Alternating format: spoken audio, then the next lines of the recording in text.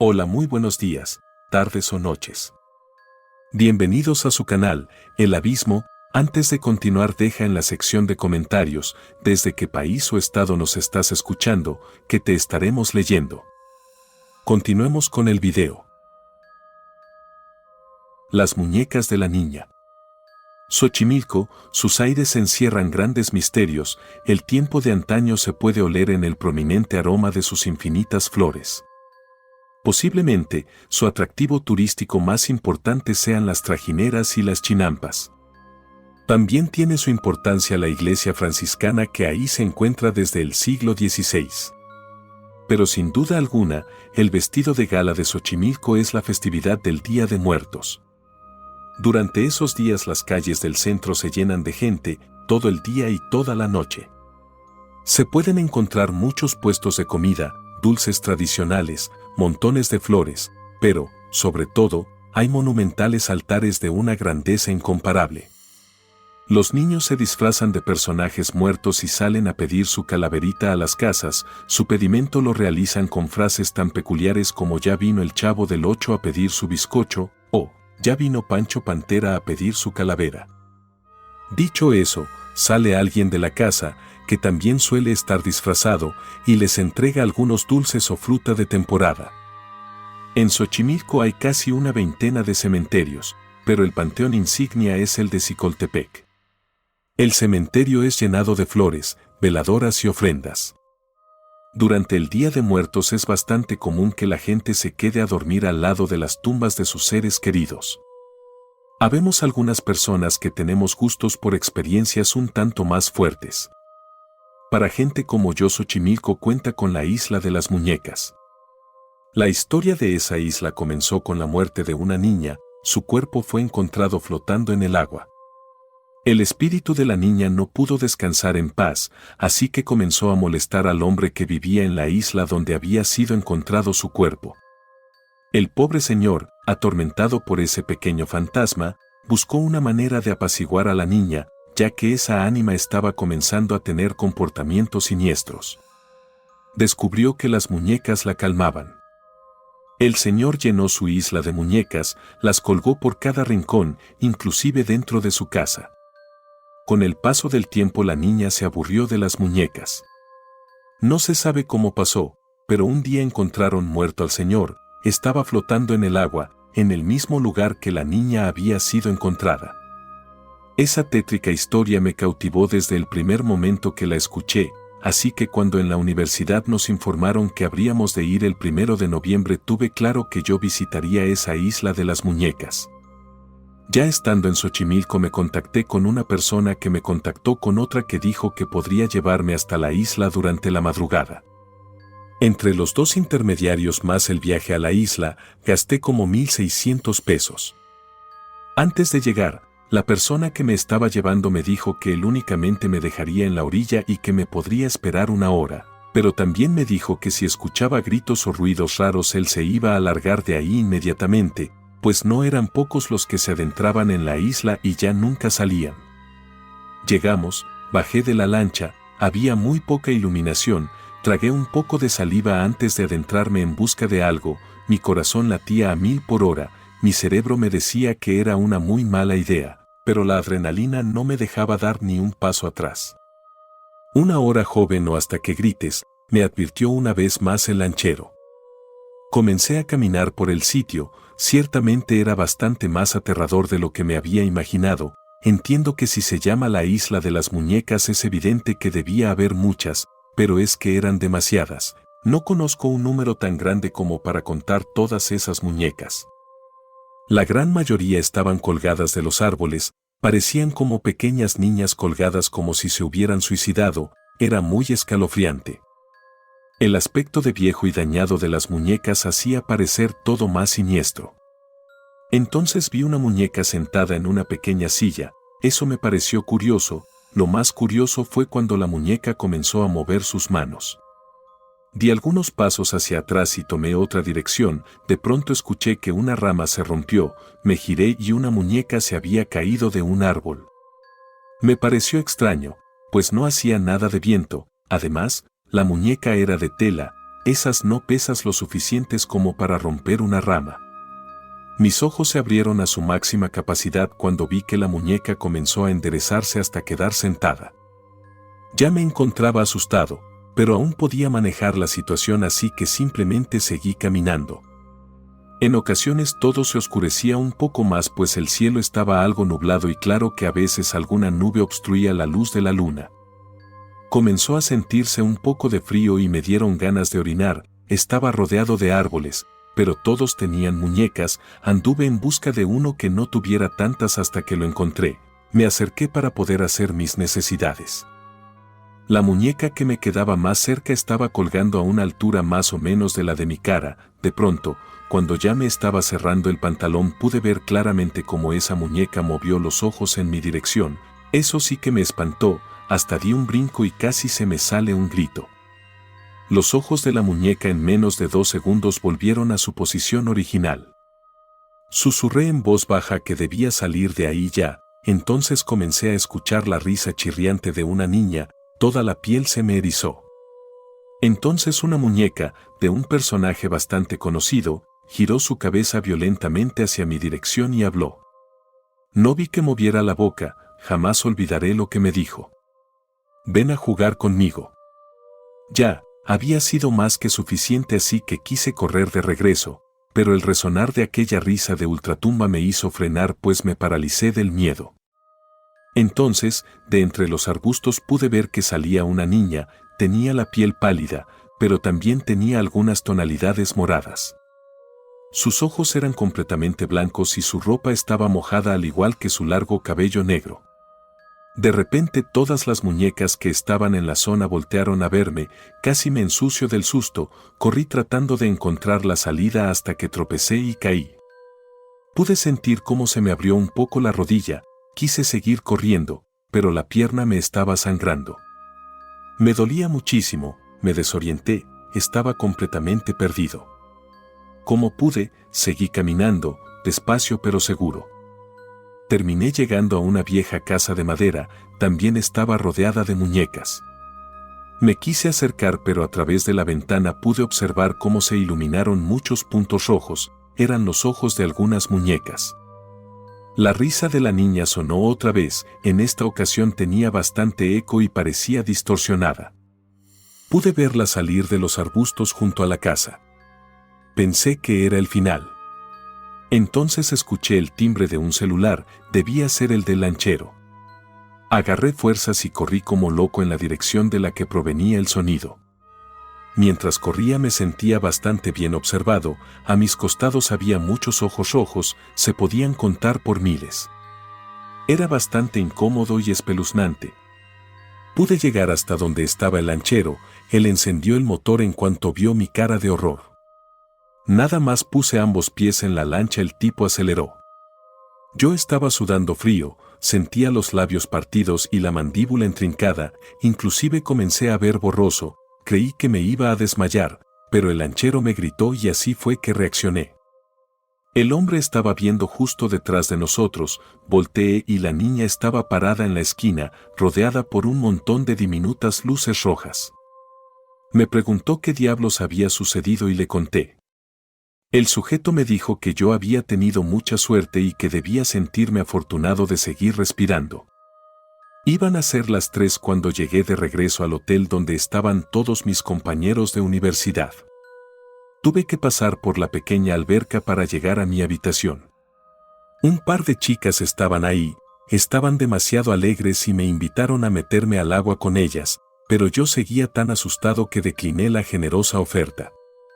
No pude dormir en toda la noche, tampoco me animé a apagar la luz. Sentía que en cuanto me quedara a oscuras iban a aparecer todas esas pequeñas luces rojas que eran los ojos de las muñecas poseídas de aquella isla maldita. La zona del silencio. Hoy he venido a exponerles mi experiencia en el lugar al que yo considero el más extraño de la Tierra.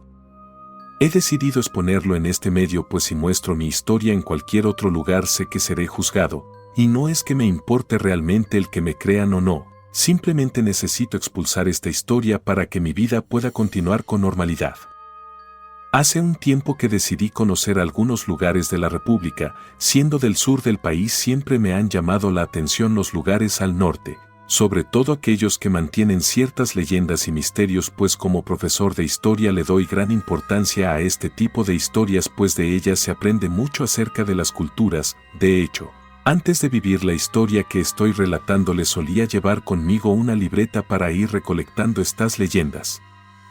Conocí la Sierra Tarahumara, conocí las criptas satánicas de Ciudad Obregón, pero les puedo asegurar que durante estos viajes jamás experimenté algo extraño o sobrenatural, por lo que decidí seguir viajando. Fue justo en un viaje a Durango que me enteré de la zona del silencio, que se localizaba en el bolsón de Mapimi y que atraviesa Durango, Chihuahua y Coahuila. Escuché algunas historias acerca de este lugar, todas parecían sacadas de la serie de ciencia ficción llamada La Dimensión Desconocida. Estas historias me parecían fascinantes, pero como les he estado contando todos los lugares a los que había asistido, aunque no carecían de belleza, sí habían decepcionado en mí el deseo de encontrar algo realmente paranormal, pero como verán más adelante me equivocaba rotundamente. En Mapimí conocí a María José, a quien considero la mujer más hermosa del país y que ha sido la única mujer de la que me he enamorado, pues desde ese entonces ya nada ha vuelto a ser igual. La conocí en un restaurante al que nos llevó la agencia de viajes. Me sería muy difícil describir qué fue lo que sentí cuando vi esa presencia en el escenario, que me fue difícil no enamorarme de sus primeras notas. Una vez que concluyó su acto logré acercarme a ella y por suerte logré llamar su atención. En solo unas horas establecimos una amistad que terminaría en algo más.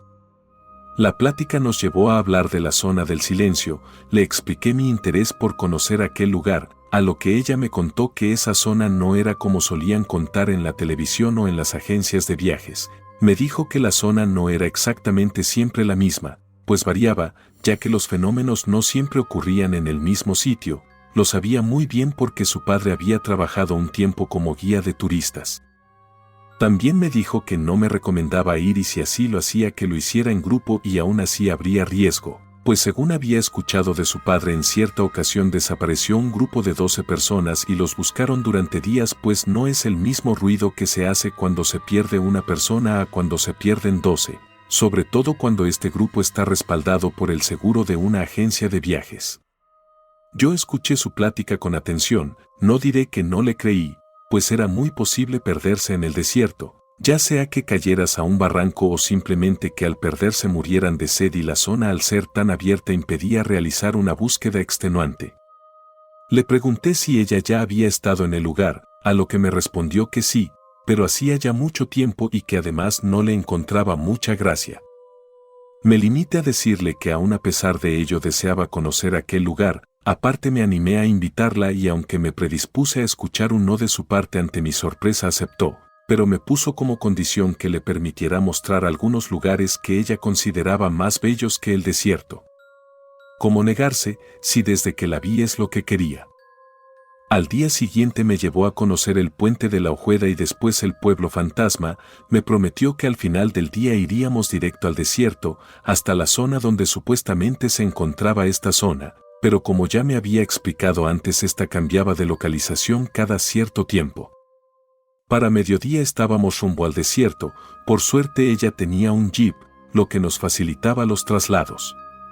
De camino me dijo que no tuviera miedo, pese a todo lo que me había dicho, pues muchos turistas solían asistir a esa hora, pero que por lo regular los guías los engañaban en cuanto a la verdadera localización de la zona del silencio por seguridad, pero que ella me llevaría a la verdadera zona, a lo que yo le pregunté que cómo era que sabríamos que era la zona.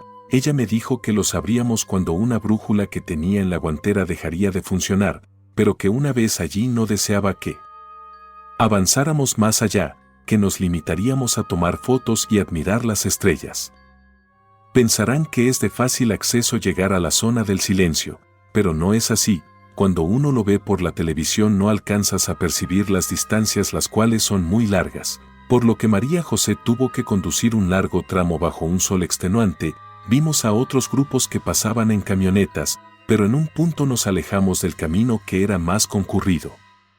Según me dijo ella, para cuando llegáramos podríamos disfrutar del atardecer. Y así fue, llegamos justo cuando el sol se ocultaba en el horizonte. «Es aquí», me dijo ella mientras me mostraba una brújula que sacó de la guantera. «¿Ves cómo se vuelve loca la aguja?». Me ofreció la brújula y yo la tomé en mi mano derecha, entonces vi cómo la aguja apuntaba a todos lados y no dejaba de girar. «Nos detendremos aquí un rato, ya más adentro podríamos perdernos», me dijo mientras apagaba el motor del jeep. Después retiró la capota de la parte trasera y nos sentamos en la parte trasera. Sentí cómo empezó a bajar la temperatura, ella se dio cuenta y me advirtió que haría aún más frío, pero que quería que viéramos las estrellas juntos. Nos perdimos mirando al cielo. De todos los lugares a los que he viajado me atrevo a afirmar que en ningún otro lado se ven mejor las estrellas como en el desierto. Interrumpí nuestro silencio para preguntarle que por qué no bajábamos del auto, a lo que ella me respondió: «Hay peligros que no son de origen sobrenatural en la arena, como serpientes de cascabel o escorpiones, pero si quieres puedes bajar un momento». Volvimos a mirar hacia el cielo de nuevo muy atentos, tanto que no nos dimos cuenta de que llegó una camioneta negra. Escuchamos unos gritos y estos nos sacaron de nuestro trance. La camioneta estaba a unos cuantos metros de nosotros, venían 4 hombres armados, 2 de ellos llevaban a un hombre desnudo y amarrado. Sentí pánico y le dije a María que nos fuéramos, subió el capote y encendió el vehículo, pero ya era demasiado tarde. El sonido del motor llamó su atención y en solo unos segundos teníamos a 2 tipos golpeando el cristal de las puertas con sus pistolas. Muchas cosas fueron las que me ocurrieron estando en el desierto, cosas inexplicables y aterradoras, pero créanme cuando les digo que pocas cosas dan tanto miedo como las mismas personas. Cuando nos agarraron esos hombres creí que nos iban a matar, solo por estar en el lugar y la hora equivocada. No hablaré mucho de lo que nos hicieron pues es algo que realmente me cuesta recordarlo, solo diré que nos dejaron sin camioneta y en ropa interior, amarrados a un lado de un cadáver. Recuerdo que en cierto punto me desmayé y me despertaron los sollozos de María. Tardé un poco en asimilar la situación, pero una vez que recordé todo lo que había pasado, intenté desamarrar mis manos que para mi suerte el nudo había quedado flojo y con el forcejeo logré zafármelo. Después me desamarré los pies, no sé ni cómo le hice, pero en esos momentos la adrenalina te lleva a hacer cosas que en un estado normal no lograrías. Una vez libre, liberé a María José quien no dejaba de llorar. Intenté calmarla diciéndoles que encontraríamos la manera de salir con vida, que lo importante era que seguíamos con vida, pero no logré calmarla. La abracé a modo de que se apoyara en mis hombros, le dije que no podíamos quedarnos allí parados, que buscáramos otra zona pues el olor del cadáver pudiera atraer algún puma o un ave carroñera, aunque parecía no escucharme, sí se apoyó en mí para caminar. Así caminamos en completa oscuridad, sin rumbo, no sé por cuánto tiempo, solo la luz de la luna nos iluminaba por momentos.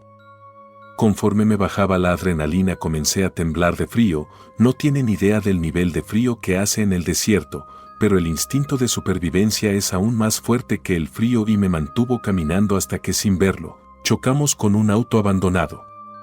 Esa fue nuestra salvación aquella noche. Un cristal del auto estaba roto. Metí mi mano y abrí la puerta. El auto no era muy viejo y no creo que llevar mucho tiempo abandonado pues la tapicería no se encontraba tan maltratada. Una vez que dejé cenada a María me pasé a los asientos traseros para ver si había algo con lo que pudiéramos abrigarnos, pero no encontré nada de primera vista. Luego pensé en buscar en la cajuela, por lo que me puse a jalonear los asientos hasta tumbarlos. Empecé a tantear con mi mano derecha y sentí algo cuadrado, como una valija. La jalé y comprobé que sí era una valija. Abrí el cierre y encontré algo de ropa y unas toallas. Nos vestimos con lo primero que encontramos, después nos cubrimos con las toallas que encontramos y nos quedamos dormidos.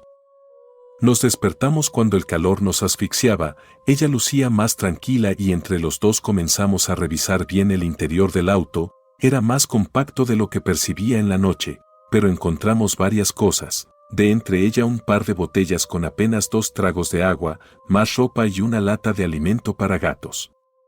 Dejé que ella bebiera primero y me puse a abrir las 3 ventanas que aún tenía el auto. Aunque no entrara nada de aire al menos circularía el calor en lugar de seguir encerrado. No quisimos hablar de lo sucedido, pero después de intentar planear algo, decidimos que lo mejor era permanecer en el auto, pues el riesgo era bastante elevado, bien pudiéramos morir de insolación o mordidos por una víbora. Lo más sensato era esperar a que alguien pasara por allí por error. El día fue avanzando, teníamos hambre y sobre todo mucha sed, pero no nos atrevíamos a abrir la lata, nos parecía repugnante y decidimos que ese sería nuestro último recurso, cuando no hubiera más remedio. El día se consumió, el sol se ocultó y la noche dio la bienvenida a la luna. Nadie se acercó ese día, pero nuestra suerte estaba por cambiar. No supimos a qué hora nos quedamos dormidos, al menos yo no sentí. Recuerdo que estaba acostado en los asientos traseros cuando caí dormido. María José me despertó, me levanté sobresaltado. «Ven, mira», me dijo tomándome de la mano y llevando fuera del auto, luego apuntó al cielo. Millones de pequeñas llamas rojas cayeron del cielo, era un espectáculo increíble que duró solo unos segundos que se sintieron como horas. Olvidamos por unos momentos nuestra situación y le pedí a María que camináramos hacia allá, pues las pequeñas llamas seguían ardiendo en el lugar donde habían caído y así lo hicimos. Me imaginé que esas llamas eran los micrometeoritos de los que hablaban en los documentales acerca de esa zona, pero no me atreví a tomar uno. Me agaché a verlos más de cerca cuando una luz frente a mí me cegó, escuché a María decirme que alguien venía. Me imaginé lo peor. Creí que serían los mismos sicarios que nos habían dejado sin nada. Los pasos se acercaban, pisadas como de botas pesadas. Frente a nosotros se paró un hombre en un traje extraño, como esos que salen en las películas en las que hay accidentes radiactivos o peligro de virus. Nos empezó a hablar en un idioma que no reconocí, aún hoy día no logro descifrarlo. Los hombres medían más de 2 metros, eran 6 hombres en total, pero solo 4 recogían arena y algunos meteoros del piso para guardarlos en unos frascos de esos que se mandan al laboratorio para análisis. No sentía miedo de ellos pese a que se veían extraños, intenté contarles nuestra aventura, pero no conseguí respuesta, solo el hombre que nos había alumbrado se giró y habló a otro que estaba detrás de él, y este nos puso las manos en la espalda para que lo siguiéramos. Se agachó y bajó un objeto grande que parecía como una hielera, sacó un par de refractarios y un par de botellas, nos indicó con la mano que comiéramos y bebiéramos. Dentro del refractario había una especie de gelatina que a pesar de no tener sabor me calmó el hambre y la botella contenía un líquido que deduje era una especie de suero de hidratación pues tenía gusto a Gatorade. Una vez que comimos, el hombre que parecía el líder del grupo les habló a los demás, también se acercaron los que recogían las muestras, todos le entregaron un refractario y una botella cada uno. Se acercó y nos la dio, yo intenté darle las gracias, lo mismo que María, pero se veían indiferentes ante nuestros agradecimientos, pues nos dieron la espalda y desaparecieron en el horizonte. Le pregunté a María si acaso sabía quiénes eran y qué hacían allí, a lo que ella me comentó que existía una leyenda en aquel lugar, que jamás creyó. Una leyenda en la que unos hombres altos y rubios se acercaban a auxiliar a los viajeros perdidos, pero que realmente no sabríamos si eran ellos, pues no les vimos nunca la cara, ya que con las mascarillas era difícil ver quién estaba dentro del traje. Yo le dije que seguramente eran ellos. Regresamos con los alimentos al auto abandonado. El plan era, al amanecer, tomar la maleta donde estaba la ropa, ver qué era útil, como las toallas, la ropa más esencial, meterla en la maleta junto a los alimentos y la lata de comida para gato y después caminar durante el día hasta encontrarnos con alguien. Esa noche dormimos abrazados en la parte trasera del vehículo gracias a que había conseguido tumbar los asientos, lo que dejaba un gran espacio hasta la cajuela y nos quedaba un buen espacio. Es extraño, ¿saben?, vivir una historia de amor dentro de una aventura tan peligrosa. Partimos antes del amanecer, con renovadas fuerzas, quién sabe qué sería lo que nos dieron los extraños hombres, pero nos sentíamos mejor. Caminamos largo trecho sin ver ni siquiera un cerro o una montaña. Justo cuando el sol se sentía más desesperante y estábamos al punto de la desesperación, vimos a lo lejos como un campamento. Nos acercamos y encontramos 3 casas de campaña, 2 de ellas con la tela desgarrada y una casi intacta de no ser un par de agujeros, nada que no se pudiera sobrellevar, por lo que decidimos tomarla. Cuando retiramos las estacas que la anclaban al piso, justo debajo de allá encontramos una serpiente. María gritó, pero la serpiente huyó de nosotros escondiéndose en la arena. Tomé a María de la mano y traté de calmarla. Le dije que si quería yo llevaba la casa y ella la maleta. Aceptó y seguimos caminando bañados en sudor. Era muy extraño, no sé si sería por el calor del desierto, la sed o la desesperación, pero por más que caminamos no llegábamos a ningún lado, ni siquiera logramos volver al auto abandonado. Caminábamos y ningún cerro pintaba, solo el sol que se fundía con la arena. Paramos una sola vez a comer. Decidimos anteriormente racionar la comida, por lo que compartíamos un plato y una bebida una vez al día. Me hubiera gustado haber conservado un poco de ese alimento para mandarlo a analizar, porque a pesar del calor infernal no perdía su consistencia gelatinosa, pero en medio del desierto, perdido en lo que único que piensas es en sobrevivir. Nos detuvimos en una especie de fisura en la tierra, algo como un pequeño cañón que no era muy profundo, pero el cual dentro se sentía más fresco. Colocamos la casa de campaña dentro, pasaríamos la noche allí. Nos despertaron los aullidos de lobos. Créanme que es muy diferente verlo en la televisión a vivirlo. Es muy aterrador escucharlos cerca y no estar seguro de dónde exactamente estarán, y nosotros protegidos únicamente por una tela rasgada dentro de un cañón. El pánico se adueñó de María. Yo también tenía mucho miedo, pero intentaba no demostrarlo por ser fuerte, pues sabía que nuestra supervivencia dependía precisamente de ello. Así que la abracé con fuerza intentando demostrarle seguridad, aunque ésta realmente no existiera. Pasó un rato y los aullidos desaparecieron. Salí de la casa de campaña y miré extrañado otro fenómeno hermoso, inexplicable y aterrador. Cada cierto tiempo el cielo se iluminaba como si alguien arrojara bengalas, y de hecho esto fue lo primero que pensé, por lo que subí el cañón para mirar de qué se trataba. Pero no eran bengalas, eran unas especies de esferas luminosas que sobrevolaban una zona formando círculos, luego desaparecían y volvían a iluminar.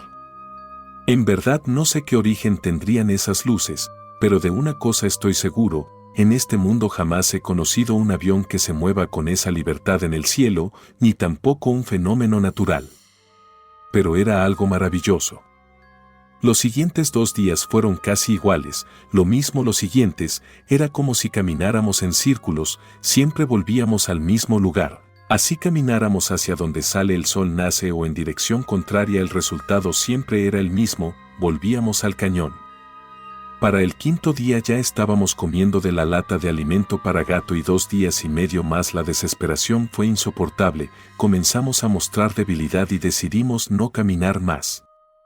Nos quedamos en el cañón bajo la casa de campaña y la desesperación ya no me permitió mostrar una falsa fortaleza, y ante los ojos de María me derrumbé, tuve un ataque, lloré y reí al mismo tiempo. Mientras gritaba que nos íbamos a morir, María lloraba y no quería mirarme. No sé cuánto tiempo estuve así, pero una vez que se me terminaron las energías, me quedé en silencio y dormí quién sabe por cuánto tiempo. Cuando desperté apenas me lograba moverme, escuché un sonido de ruedas y de pisadas de caballo que venía cerca del cañón. Busqué a María, pero no estaba dentro de la casa de campaña, así que decidí salir. Caminaba muy lento, estaba muy débil, pero justo cuando intenté trepar el barranco, un señor de edad avanzada, con sombrero y una vestimenta estilo campesina, tomó mis brazos en sus hombros y me llevó hasta una carreta que tiraba una mula. Dentro estaba María acostada. Cuando la miré, me sentí tranquilo. Con ayuda del señor que me cargaba subí a la carreta. Con el sol en la cara me desmayé. Desperté cuando escuché el sonido de unas gallinas y animales de granja. Me levanté asustado. Estaba en una habitación muy grande, en una cama. Intenté recordar cómo había llegado allí, pero aún hoy en día no logro recordarlo. Me bajé de la cama. Noté que a un lado había una mesita con una jarra con agua y un vaso de vidrio. Tomé la jarra y me bebí la mitad de un solo trago. No encontré zapatos y solo vestía una bata de una tela muy desgastada. Así descalzo caminé a la puerta, la cual era como la de esas casas de época colonial, altas y de madera. Por suerte no tenía cerradura alguna, por lo que solo empujé y salí de la habitación. Fuera de allí vi un largo pasillo a los lados y frente a mí un patio con algunas gallinas y más al fondo un pozo de agua. En lo primero que pensé fue en encontrar a María. No sabía qué había pasado. Ahorita les cuento todo de una manera un poco más clara, pero en ese momento todo me era muy confuso. No lograba recordar cuántos días pasamos en el desierto. Aparte de que hasta ese momento no había sido consciente de las quemaduras del sol y las heridas que me ocasioné durante la travesía en el desierto, y apenas puse un pie fuera de la habitación todo el dolor de las quemaduras y los estragos de la deshidratación se adueñaron de mí. Sin embargo, mi preocupación por María José era prioridad.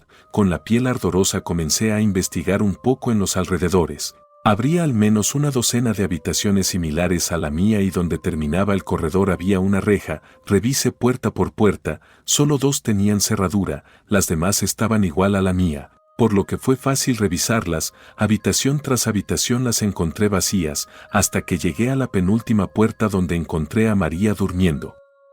Estaba tapada con una sábana. Ella, al ser de piel más blanca que la mía, el daño hecho por el sol fue más grave.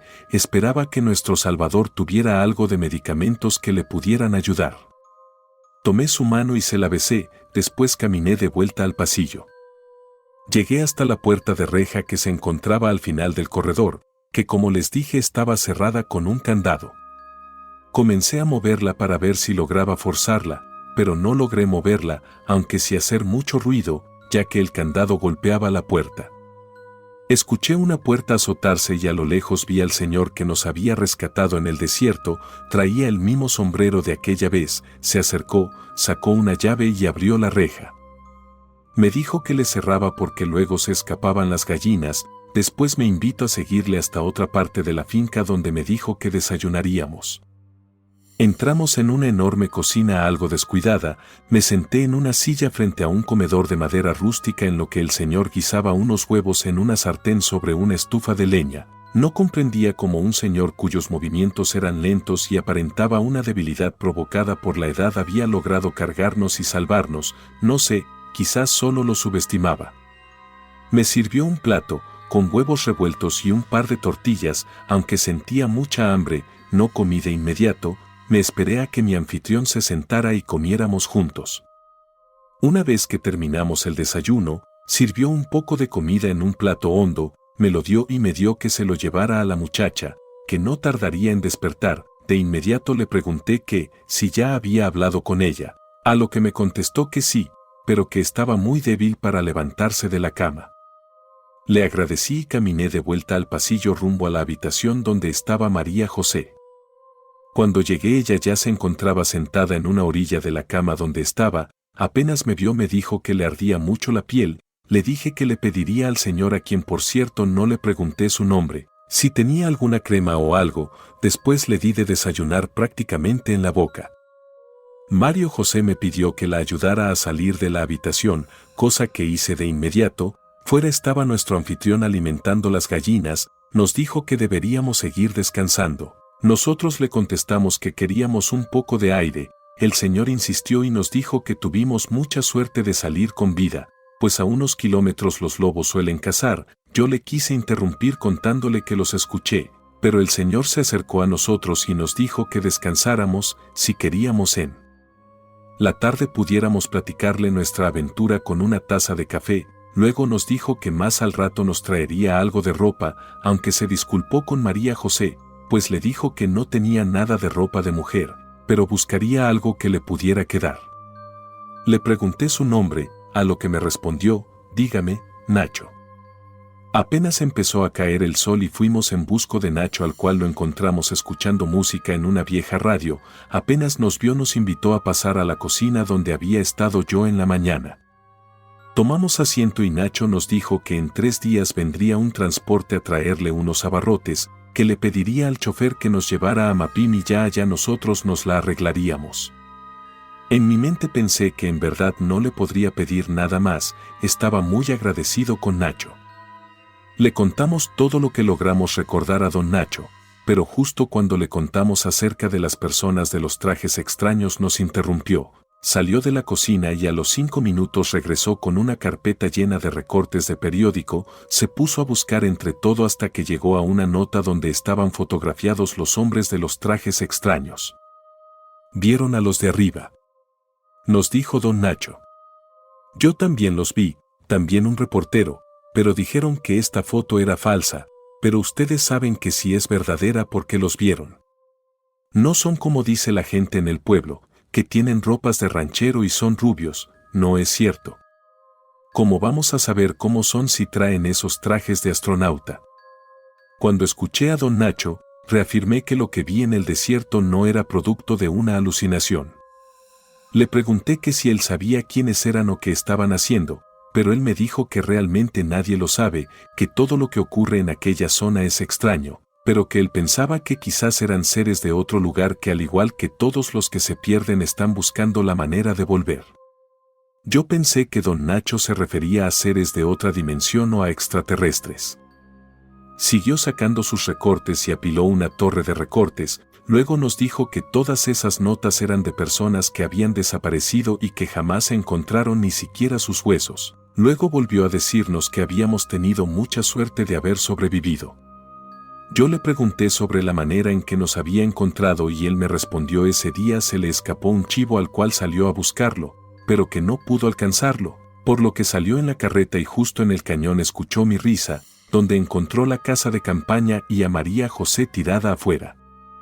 Aun cuando nos contaba que él solo cargó a María José por el risco y después a mí no acababa de creerle, era una hazaña difícil. María le preguntó que por qué vivía en este lugar alejado del pueblo y en el desierto. Don Nacho contestó, hace tiempo yo perdí también a alguien, la única mujer a la que amé alguna vez, pero después de estar perdido 3 días en el desierto donde viví mi propia aventura al igual que ustedes, decidí que lo mejor era quedarme a esperarla en esta hacienda que era de sus padres. Ya han pasado más 20 años de eso, pero aún cada vez que puedo salgo en la carreta a los cerquitas, no sabe uno lo que se puede encontrar allá afuera. ¿Han escuchado la historia del muchacho que se perdió y apareció 10 años después y no había envejecido ni un poco? Miramos a don Nacho, se iluminaban sus ojos cuando nos contó esto, pero como no conocíamos esa historia le pedimos que nos la contara. La escuché cuando era niño. Fue antes de que los gringos hicieran famosa la zona del silencio. Un grupo de científicos de otro país de Europa vinieron buscando un material raro que solo se encuentra en el desierto. Ellos llegaron al pueblo buscando muchachos que les ayudaran a cargar herramientas y personas más adultas que conocieran la zona para que les guiaran. Le habló que en esta época aún no se tenía registro de actividad extraña. Aún así casi siempre que alguien viene a hacer una investigación siempre contratan a un guía, casi siempre gente de Chihuahua, pero aquella vez contrataron gente de Mapimi. Dicen que se llevaron a unas 7 personas. Se cuenta que se perdieron por casi 15 días y al final 2 de las personas desaparecieron, una de ellas un científico y un muchacho del pueblo. Para no hacerles el cuento largo, las personas que sí regresaron empezaron a decir que los radios empezaron a fallar, lo mismo que las brújulas y hasta los motores de las camionetas, y que a las 2 personas que se habían perdido se los había chupado un agujero.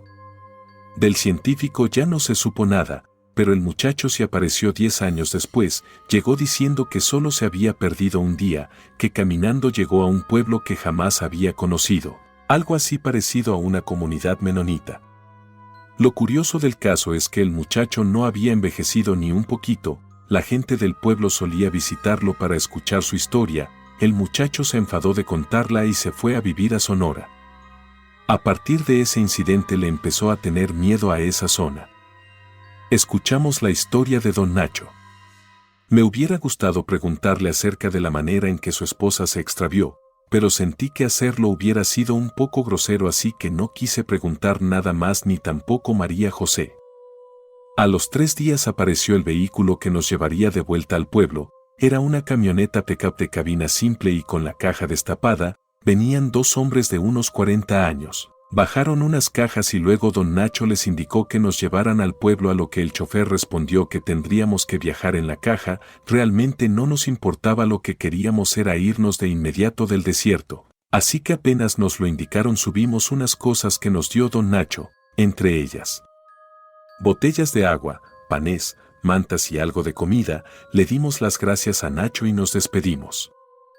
Creerán al igual que yo que en este punto estábamos salvados, pero no, justo como en la historia que nos había contado Nacho, en la zona del silencio suelen fallar los motores de los autos. Incluso hay casos en los que aviones que sobrevolaron la zona también presentaron fallas. Fue así pues que el motor de la camioneta falló justo al frente de un cerro. Los hombres se bajaron de la camioneta quejándose y diciendo groserías. Yo me bajé de la caja para ofrecer mi ayuda, aun cuando no tengo conocimiento en mecánica, pensé que tal vez en algo pudiera ayudarles. Apenas me arrimé a ellos, me dijeron que les pasara un galón de refrigerante que estaba debajo de una caja de herramientas en la parte trasera de la camioneta, cosa que hice de inmediato. Cuando me arrimé a darles el galón escuché que decían, ya valió otra vez. A ver hasta cuándo nos deja ir este pinche desierto. Vi que movieron muchas cosas en el motor, pero no lograban hacerlo arrancar de nuevo. Decidí preguntarles con miedo de parecer estúpido acerca de qué le ocurría a la camioneta y su respuesta fue, no es la camioneta, es este pinche lugar. Si no fuera porque el viejo paga bien ni nos arrimaríamos. Yo les contesté preguntándoles que si no era la primera vez que les ocurría, a lo que me contestaron que siempre que venían era lo mismo, que la primera vez quedaron parados todo un día y la última vez que vinieron fue solo una hora. Yo les seguí preguntando que si no sería una falla de la camioneta, a lo que me respondió uno de ellos que él era mecánico y no siempre venían en la misma camioneta, pero que siempre era lo mismo. El que venía manejando le dijo al otro que porque no hablaba al seguro y el otro enojado le respondió que bien sabía que en esa zona no había nada de señal. Sacaron un toldo debajo de los asientos y lo pusieron en la caja de la camioneta. Todos nos metimos porque el aire comenzó a levantar con fuerza la arena y se nos metía en los ojos. Intenté hacerles plática a los dos hombres, pero yo noté que miraban raro a María José, aún con esa ropa de hombre que le quedaba floja y aún viéndose demacrada por nuestra aventura era muy atractiva. El par de sujetos comenzaron a molestarla diciéndole obscenidades. Yo inmediatamente intenté defenderla, pero los sujetos estaban locos y empezaron a querer manosearla, por lo que yo se las arrebaté y golpeé a uno, pero apenas logré asestarle otro puñetazo ya tenía detrás al otro sujeto agarrándome los brazos por la espalda. Le grité a María que huyera, cosa que hizo de inmediato. El sujeto frente a mí me golpeó en el abdomen con fuerza y yo involuntariamente me empujé para atrás tumbado al sujeto que detenía. Caímos los dos de la camioneta, pero el tipo se golpeó la cabeza en una piedra, no sé si se habrá muerto o solo desmayado, no me quedé a averiguarlo. Una vez estuve debajo y con la arena volando corría ciegas llamando a María, pero no escuchaba respuesta, solo escuchaba a lo lejos a uno de los tipos gritándome. La verdad no entendía bien qué decía el sujeto, lo único que me importaba era alcanzar a María fuera como fuera. Después de un rato de seguir caminando a ciegas, los gritos tras de mí desaparecieron y la irritación en mis ojos por la arena fue insoportable. Me detuve en las faldas de un cerro, allí vi un espacio entre dos piedras, me senté en medio para resguardarme de la arena. Cuando el aire pasó, me puse en pie y delante de mí vi el cerro, era enorme y árido, me espantó su inmensidad.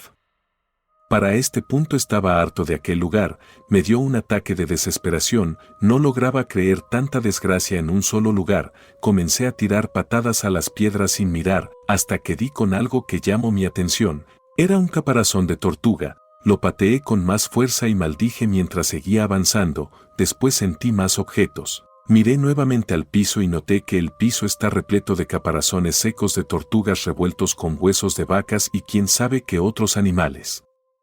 Recordé que una vez escuché que en esa zona existía un cerro a donde por una extraña razón iba a morir el ganado y los animales salvajes, como si fuera un cementerio de animales de la naturaleza. Caminé a lo largo de los cadáveres hasta encontrarme con una brecha que subía el cerro. No quería subir ese camino, a pesar de que estaba preocupado por María José, no deseaba más aventuras, por lo que decidí subir solo una parte para ubicar más o menos en qué dirección estaba la carretera. Para caminar hasta allá, allí era más probable que pasara algún auto, siempre y cuando no fuera el de esos dos tipos todo estaría bien. Así pues que subí unos cuantos metros por la brecha hasta donde la vista era mejor. Una vez allí comencé a ver el panorama, Vi dónde estaba estacionada la camioneta de los sujetos y a unos metros en dirección contraria a la que corrí yo un camino lleno de cruces, suspiré ante la visión. Luego pensé que era el hombre con peor suerte en la historia y ahora estaba peor pues había perdido a María José y aunque apenas momentos atrás en un arranque de desesperación había decidido huir solo ahora. Deseaba encontrarla a ella. Tracé un camino en mi mente para evitar la camioneta y a los dos sujetos, comencé a bajar del cerro, ya estaba comenzando a oscurecer, en unos minutos todo sería más difícil así que me di prisa en bajar. Pero apenas cuando había avanzado unos metros escuché la voz de María llamándome, respondí a su llamado y comencé a intentar seguir la voz, pero esta venía de más arriba del cerro. El lugar al que menos deseaba ir suspiré y continué camino arriba, siguiendo la voz de María. Siguiendo la voz llegué hasta una zona donde había una estructura de madera para amarrar caballos, volví a llamar a María y ella me respondió con mayor fuerza, pero no encontraba en dónde estaba. Miré en todas direcciones gritándole, pero no lograba identificar de qué dirección venía su voz, hasta que traté de calmarme y poner más atención a su voz y me di cuenta de que provenía en dirección a la estructura de madera. Me acerqué y vi que en el piso estaba una gran grieta. Le llamé de nuevo y su voz respondió desde dentro. La grieta era suficientemente grande para que una persona entrara con facilidad, pero quién sabe a dónde daría, por lo que solo metí mi brazo derecho y le indiqué que me tomara para sacarla de allí. Entonces escuché un gruñido y sentí un rasguño en mi brazo, inconscientemente lo saqué de allí. Llamé a María de nuevo con desesperación y me contestó de nuevo desde lo profundo, su voz sonaba extraña y me decía que entrara por ella. Mi brazo sangraba, todo esto me dio muy mala espina, sin embargo, aún mantenía la esperanza de que ella estuviera allí, así que me asomé y ante mi sorpresa me encontré con algo que no sabría cómo describir, en parte por la oscuridad dentro y en parte porque no existen palabras para nombrar aquel ser o animal, solo recuerdo que le brillaban los ojos y parecía humano. Apenas lo vi salí corriendo cerro abajo, sentía que el corazón se me salía del pecho. Corrí como loco hasta que me tropecé y rodé hasta detenerme contra una piedra que me detuvo, en lo que me puse en pie escuché como algo corría hacia mí, por lo que, a pesar del dolor en mi brazo, las cortadas y golpes que me hice rodando cerro abajo, seguí corriendo hasta llegar de nuevo a la zona donde se encontraban los caparazones de tortuga, pero no me detuve, escuchaba pasos que quebraban los huesos atrás de mí, seguí corriendo hasta que no pude más. Cuando me detuve noté que había llegado a la zona donde estaban las cruces que había visto arriba del cerro, se me acalambraron las piernas y el dolor me derribó al piso, sentí una luz sobre mí, me esperé lo peor. Escuché la voz de María José decir, allí está, les dije que nos encontraría. Ella estaba junto a un grupo de 5 personas, las cuales traían lámparas, giré la cabeza en dirección contraria pues aún sentía que la criatura que me había arañado en el cerro aún me seguía y de hecho así era. Pude verla a unos cuantos metros de mí, caminaba en 4 patas, pero tenía una figura humana, por suerte una vez que la luz tocó su cuerpo huyó en dirección al cerro. Apenas vi a María y la abracé besé, le dije que había ido a buscarla al cerro. Ella me contestó que había caminado en dirección contraria y llegó hasta el laboratorio, allí me rescataron. Yo le dije que había escuchado su voz, por eso la seguí hasta el cerro, ella me dijo que ese era el cerro al que se iba a morir el ganado. Miró mi herida y gritó asustada, hasta ese momento no había visto que tan grave era la herida, pero sí lucía bastante mal. Nos llevaron al laboratorio, del cual no tenía ni idea de su existencia, pero una vez allí un médico revisó mi herida, quedó perplejo y mandó llamar a un biólogo para que mirara mi herida, le preguntó el médico al biólogo, ¿habías visto una herida igual? Yo me puse nervioso y el médico lo notó por lo que me dijo que estuviera tranquilo que ahorita me curaban, pero que la herida era extraña, pues no tenía la marca que dejaría un puma o un gato montés, ni siquiera la de un coyote o lobo. Me miró y me volvió a preguntar que, si estaba seguro de que me había arañado un animal, yo le respondí que sí, pero no les dije que había visto a la criatura, no sentía ganas de dar explicaciones, solo quería que me vendaran esa horrible herida. El biólogo me pidió que me dejara tomar fotos a la herida para tenerla en el registro, pues quizás si había atacado por una especie no registrada y deseaba compararla a detalle con otras para ver si daba con el tipo de animal que me atacó en el cerro. ese era parte del trabajo del laboratorio. Dejé que tomaran las fotos y las muestras que deseaban, luego de sufrir el ardor cuando me lavaron y curaron la herida, después me la vendaron. Después de un par de llamadas, una patrulla de la policía municipal llegó por nosotros y nos llevó a presentar declaración de lo ocurrido, pues en nuestra ausencia la familia de María José había levantado reporte de desaparecida y se tenía que comprobar que no había sido un rapto y todas esas cosas tan tediosas por las que se debe pasar cuando algo malo ocurre. Así pues que no fuimos libres inmediatamente. Estos procesos son largos, repetitivos y tediosos. Después de presentar declaración y aclarado todo, nos llevaron a Mapimi a la casa de María José. Yo hice unas llamadas para que me mandaran dinero y poder regresarme a mi casa después de toda esa aventura. Aún así, deseaba pasar al menos unos días más con ella. Quisiera decirles que ella y yo nos casamos, pero no. Después de lo vivido, ella no deseaba verme más, aun cuando yo no tuve la culpa de nada, y así me lo hizo saber la última vez que hablé con ella. Me dijo que estaba yendo a terapia psicológica, pero que, aunque estaba segura de que sentía algo por mí, no podía dejar de identificarme con nuestra terrible aventura y prefería alejarse de mí. Para mí tampoco ha sido fácil sobrellevar aquella experiencia en la zona del silencio. También comencé a ir a terapia psicológica y aunque le he contado lo mismo que a ustedes a mi psicóloga, quien pienso que no me cree ni un poco, pues me ha dicho que el calor y la deshidratación pueden causar alucinaciones, nunca he intentado convencerlo de lo contrario. Poco me interesa que me crea o no, yo sé lo que viví. Lo tengo marcado en brazo, un arañazo de una garra de 7 dedos. Siento que la terapia no es suficiente. Por las noches a veces vuelvo a soñar con lo ocurrido en la zona del silencio y otras veces simplemente el insomnio me invade y es cuando mi mente empieza a formar algunas teorías acerca de todo lo vivido. Pienso que en algún punto del desierto entramos en otra dimensión y por eso vivimos tantas cosas extrañas. No sé, esta idea siempre ronda en mi cabeza por las noches. Quizás si María José siguiera conmigo sería más fácil de sobrellevar este recuerdo, pero la vez que le propuse venirse a vivir aquí, lejos del desierto, fue cuando me dijo que lo mejor para ella era alejarse de mí. En fin, como les digo, la terapia no ha servido de mucho. Hoy en día, después de contar todo lo ocurrido, me atrevo a pensar que es mi mente quien se aferra a recordar la terrible aventura, de la misma manera en que se aferra a María José. Antes de continuar, no se te olvide suscribirte al canal, darle me gusta y activar las notificaciones para más contenido. El viaje del terror. Mi nombre es Santiago. Tengo poco más de 50 años y soy originario de Ciudad Juárez. La historia que voy a contar ocurrió durante las vacaciones de verano del año 1981, en ese entonces yo tenía 11 años. Mis padres tenían la costumbre de llevarnos de viaje cada verano, a veces a Monterrey, a veces a Real de 14, ese año tocaba ir a visitar a unas tías a Hacienda de Bocas, y de paso llegaríamos a ver otro pariente en González, en ese entonces era un ranchito. Sin duda alguna ese sería el viaje más horripilante que realicé alguna vez. Fuimos en la camioneta de mi padre. Tenía un camper para que pudiéramos ir todos los niños en la parte de atrás. Yo soy el mayor de los que en ese entonces éramos 4 hermanos. Iniciamos el viaje a las 5 de la mañana.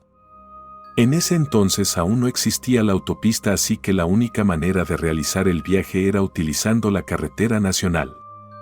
El trayecto hasta Chihuahua me la pasé dormido, ahí bajé a estirar un poco las piernas. Pero las cosas extrañas comenzaron durante el trayecto de Torreón a Saltillo. Ahí nos dimos cuenta de que un carro café nos estaba siguiendo desde quién sabe dónde. En determinado momento el carro se acercó mucho, tanto que pude distinguir la extraña mirada del conductor. Nos observaba como si pensara hacer algo, como cuando uno ve una playera que quiere comprar y no tiene el dinero para hacerlo. Era incómodo. Mi padre, harto de la situación, frenó de golpe, causando que el carro café, intentando no impactarse con nosotros, se saliera de la carretera. Nunca supimos qué fue del conductor. Lo último que vimos fue cómo ese carro se perdía entre la maleza fuera de control. Para asegurarnos que ya no nos estuvieran siguiendo, mi padre se siguió de largo hasta Matehuala sin hacer ninguna parada. Ya estando ahí nos detuvimos para que mi padre durmiera un poco, estuvimos ahí quizá unas 4 horas, mi madre aprovechó para comprar agua y galletas. Seguimos nuestro camino y en Moctezuma mi padre volvió a parar para descansar un poco, menos de 1 hora. Finalmente, luego de más de casi 35 horas de camino, llegamos a nuestra primer parada. González. Eran como las 8 de la noche, todo estaba oscuro, ya que no había ninguna fuente de luz más que las veladoras al interior de las casas. Todos bajamos de la camioneta y entramos a casa de una hermana de mi padre, ahí cenamos y les contamos del incidente con el carro café. El señor de la casa nos recomendó no decir nada a nadie, ya sabes, en caso de que el conductor hubiera muerto. Terminando de cenar todos estábamos pensando que nos quedaríamos ahí a dormir, pero a mi padre se le ocurrió que deberíamos irnos de una vez. Así que nos despedimos y todos volvimos a la camioneta. Avanzamos por el camino, que no era más que piedras, y antes de salir de aquel rancho mi padre se detuvo y dijo que iría rápido a saludar a un amigo, que esperáramos en la camioneta. Ni siquiera pasaron 5 minutos cuando el viento comenzó a hacer cosas extrañas, silbaba de una forma un tanto tenebrosa, el sutil ruido comenzó a hacerse cada vez más fuerte e incómodo. Entonces vimos como mi padre se acercaba corriendo a la camioneta, arrancó inmediatamente, no aceleró mucho pero no iba a la velocidad que uno iría en un camino rocoso. Mi madre le cuestionó su actuar, a lo que mi padre le respondió que su amigo le dijo que más temprano habían matado a tiros a un sujeto que había asesinado a su esposa e hijo, y que la camioneta estaba estacionada exactamente en el lugar en que ese tipo cayó sin vida. Mi madre le cuenta cómo se estaba sintiendo el ambiente y ambos deducen que se debía a que ahí había muerto ese hombre. Así salimos de González ya directo a Hacienda de Bocas, el camino atravesaba un monte lleno de arbustos y todo tipo de maleza. Luego de unos minutos escuchamos un ruido ensordecedor, tanto que hizo vibrar los vidrios del camper. Entonces todos presenciamos como 5 gigantescas aves blancas comenzaron a seguirnos. Inmediatamente pensamos en brujas. Todos nos asustamos. Nunca habíamos visto algo como eso. Esas cosas eran como búhos, pero 3 o 4 veces más grandes. Lo que nos daba más miedo eran sus rostros, tenían la expresión que hace un gato cuando quiere comerse un pequeño cotorro. Mi padre aceleró todo lo que pudo intentando alejarse de esas espeluznantes cosas. Nadie supo en qué momento pasó, pero de pronto estábamos dentro de una niebla, no era muy densa, pero reducía bastante la visión que mi padre tenía del camino terroso. Nosotros ya no podíamos ver nada hacia atrás, la niebla, sumado a toda la tierra que estaba levantando la camioneta por el exceso de velocidad, eliminaba cualquier posibilidad de saber si esas cosas aún nos estaban siguiendo. Pero un extraño gruñido que provenía de alguna de esas cosas nos recordó que seguían ahí. El trayecto parecía eterno. A pesar de que había un solo camino, mi padre mencionó que se había perdido. Logramos salir de la niebla, solo para ver cómo una de esas cosas blancas se abalanzó sobre la camioneta. Golpeó la defensa trasera y su impacto dejó una marca de tierra pegada al vidrio por el que las estábamos viendo. Quizá era el miedo, pero puedo jurar que la marca de tierra que quedó en el vidrio parecía un rostro, un infernal rostro que tenía una gran sonrisa perturbadora. Y sus ojos parecían estar mirando hacia adentro. Parecía que nos estaba espiando. Cuando nos percatamos de ese rostro, mis hermanos y yo, no pudimos más con aquella macabra situación y rompimos en llanto. Mi madre, desesperada, comenzó a rezar un Padre Nuestro mientras su voz parecía que se iba a quebrar en cualquier momento. Mi padre estaba tan desorientado que gritaba de desesperación.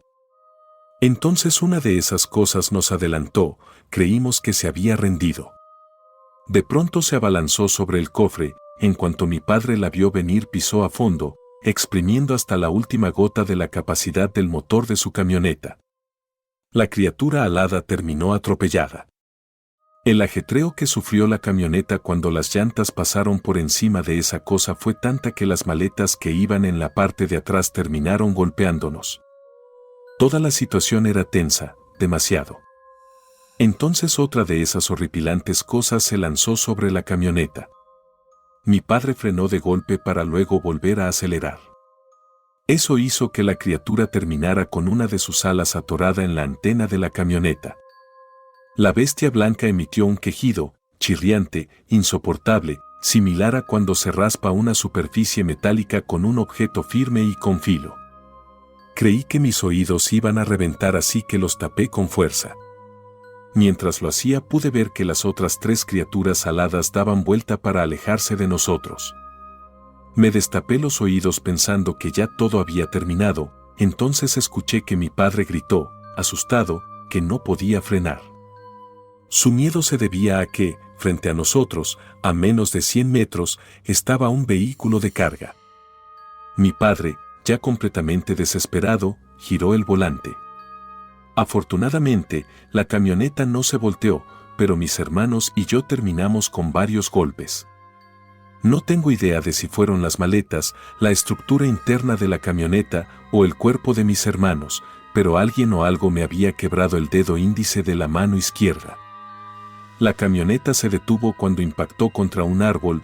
Ya no llevábamos tanta velocidad, pero sí la suficiente como para hacer que la criatura escupiera sangre al quedar prensada entre el cofre de la camioneta y el árbol. Los 2 hombres que venían en el vehículo de carga fueron en nuestro auxilio. Nos ayudaron a bajar, siempre teniendo cuidado de no acercarse demasiado a la criatura blanca. Todos estábamos bien. Teníamos golpes y seguro alguien había sangrado un poco, pero nada de qué preocuparse. Mi madre era la que estaba más asustada, inclusive más que cualquiera de mis hermanos. Mi padre y los 2 sujetos estaban hablando sobre qué hacer con la cosa blanca. No sabían si estaba muerta o si solo había quedado inconsciente. Estoy seguro de que ninguno de ellos 3 quería ser quien lo comprobara. A mí se me ocurrió mirar la tierra que había formado aquel infernal rostro, esperando que se hubiera borrado entre tanto ajetreo, pero no, ahí estaba, y por alguna extraña razón ahora parecía que sus aterradores ojos estaban mirando hacia afuera de la camioneta, como si el dueño de esa horrible cara estuviera dentro, recargado sobre el vidrio, espiándonos. Su mirada era tan escabrosa que a día de hoy, cuando cierro los ojos, aún siento que me está observando. Hemos llegado al final de este video. Deja tu comentario en la sección de abajo sobre lo que piensas de este tema. Sin más por el momento, nos vemos en un siguiente video. Hasta la próxima.